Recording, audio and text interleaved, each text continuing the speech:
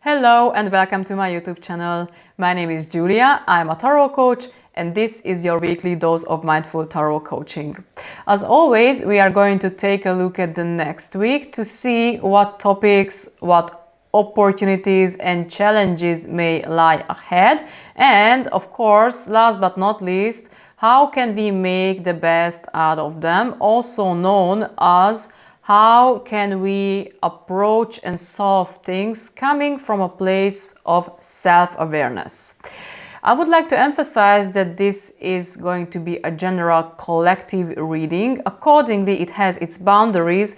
That's why it is especially important that you listen carefully, filter the information, and translate it to your own life and create your very own individual personal meaning. You are the master and the expert of your own life, and this information is going to help you to understand what topics may be interesting for you. So make sure again to filter and to follow your gut feeling, because this always works.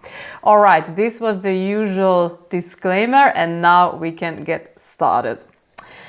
Well, in case you follow the channel, you may know that I didn't have the capacity to post videos in the recent weeks. The reason for this is that I am having super turbulent times with a lot of challenges. Accordingly, I may not have the capacity in the coming weeks either to record videos. However, there is going to be some posts either on Facebook or on Instagram. So it is a good idea to follow me also on other channels so you don't miss anything. All right, this was the promo part, and now we can get started.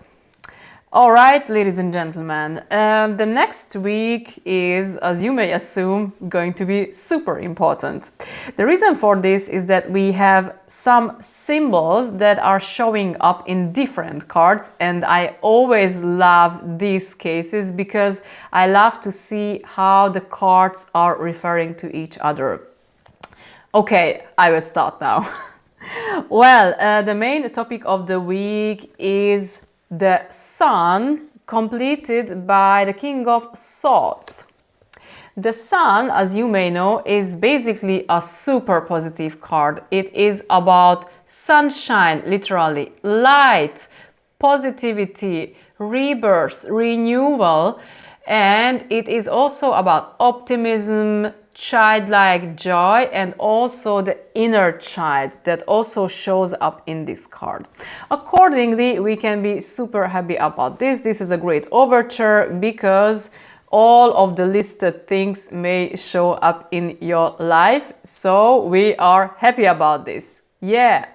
Well, the Sun is completed by a King of Swords, the smartest guy in the whole tarot deck, because he is the king of the sword energy. He is a super smart, very grounded guy or energy who is in the position of bringing a final, clear-cut, smart, correct, direct, fair decision or judgment. He is a very intellectual one, he is very logical, and he can stand for a person or for an energy, but he can also stand for kind of an authority, and this may be interesting, as you will see soon. Well, if I put these two cards together, I would say that the common denominator is some kind of clarity regarding something. So chances are that something is going to be illuminated, something is going to become clear, some information can come to light, or some judgment or assumption or decision may take place, bringing maybe either enlightenment or / a positive turn. We will see what happens. So this is one interpretation. Another possible interpretation, which is super interesting in my opinion, is that if you take a look at this card, you will see what I mean. We have here a child and we have here a father figure, right? So chances are that the paternal relationship between a child and a parent, possibly father figure, is going to become interesting. Look out for this opportunity as well. This can be also interesting. Well, this was the main topic. Now let's take a look at the risks and opportunities. And here is where it is getting interesting. Why? Because we have here the reversed Emperor, completed by the Seven of Wands as risk/opportunity. And as you may know, as you may assume, we have here as well several possible interpretations. So I found the Emperor here super interesting because we already had another father figure here, right? So we have here a father/patriarch/authority figure again. And this tells me that this judgment or decision or information that is being brought to light here may result in some kind of upheaval and losing ground.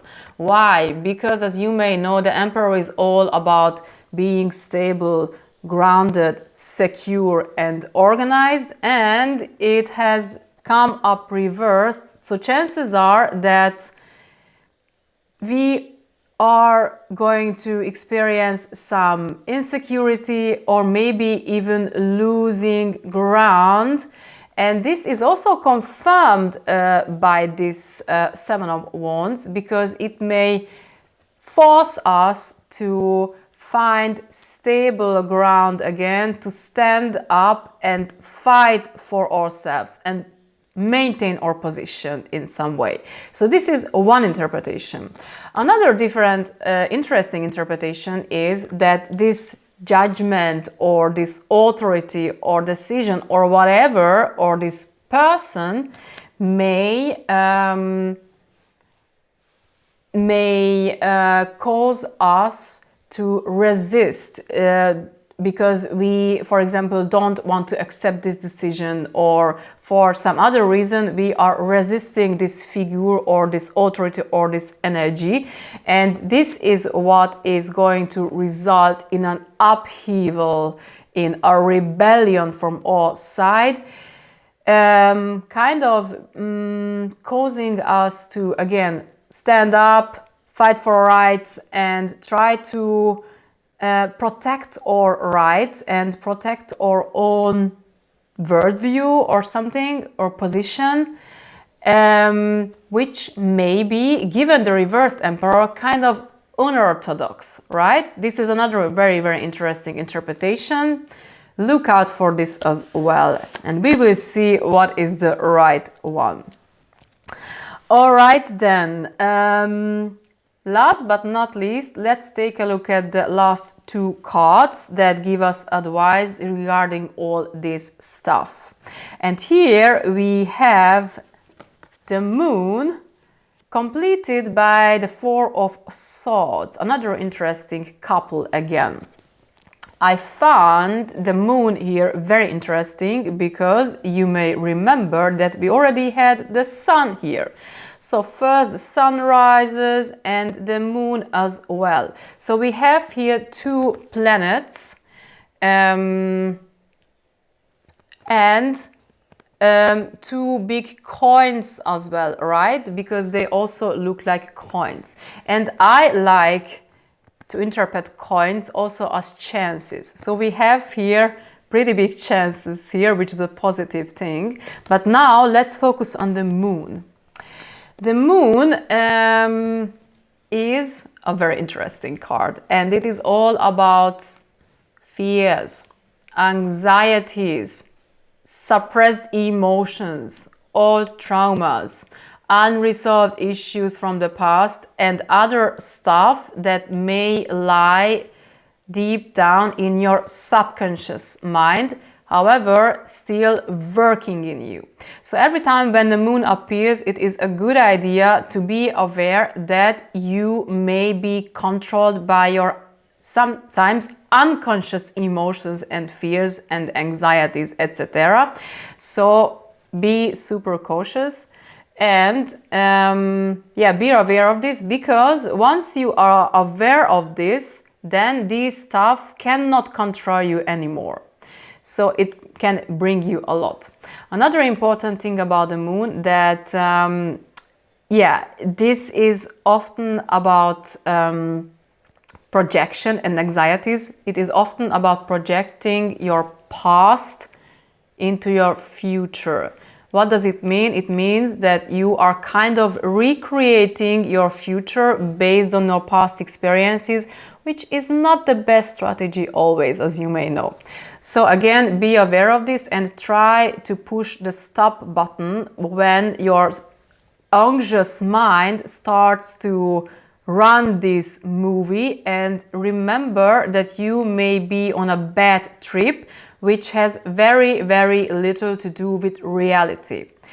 So this is one thing.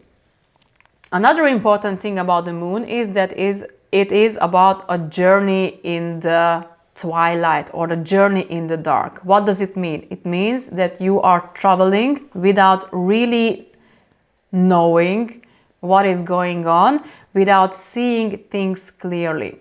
Please be aware that things may not as they seem to be. I hope it was grammarly right, this sentence, but you may know what I mean. So be aware that what you see may not really reflect the reality. You don't see the big picture. Not everything has been revealed yet. Even if the sun has illuminated some truths, please remember that you don't see everything yet. Accordingly, be super cautious about your next steps. And as if you would literally travel in the dark, when you are really cautious with your step, mind your steps, okay? So it's better to slow down and be aware of the stuff that I have just listed up and take one step after another, knowing that you don't know everything. And this is confirmed, by the way, also by the Four of Swords, which is also the card of pause, truce, meditation, and taking a break. This card also invites us to slow down, to withdraw, and to really think about things and feel into things before you take the next move. This is super important, and both cards tell us that this is going to be the task and the challenge, by the way. But if you do so, if you manage to do so, then you may avoid mistakes. So again, be cautious. Know that you are traveling in the dark, and know that at this time it is better to slow down, to meditate, to contemplate before you take the next step. All right, now let's take a look at the whole constellation as always, and let's very quickly wrap this up.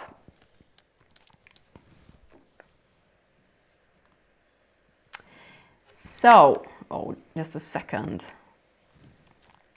So again, the next week we may experience on one side a very positive turn, positivity, luck and the like, but also something may be illuminated. Some decisions, some information or something, some issue may be illuminated and gain more clarity. This can result in some kind of upheaval and some kind of insecurity or resistance. However, it is going to be a better idea to slow down and to remember that you may be controlled by your fears, by your emotions and traumas, and you may be on a bad trip projecting shitty stuff from the past into the future. So again, it is better to take some pause and to contemplate and meditate before you make the next move, in order to become aware of this subconscious stuff, because what is conscious, what is aware, cannot bother you anymore. Well, a super interesting reading again, in my opinion, and obviously this was my interpretation, but I am super curious about yours, guys, so feel free to comment regarding this. Now, yeah, this was all for now. Thanks a lot for showing up. Take care of yourselves, have a great week, and well, see you around someday again. Ciao!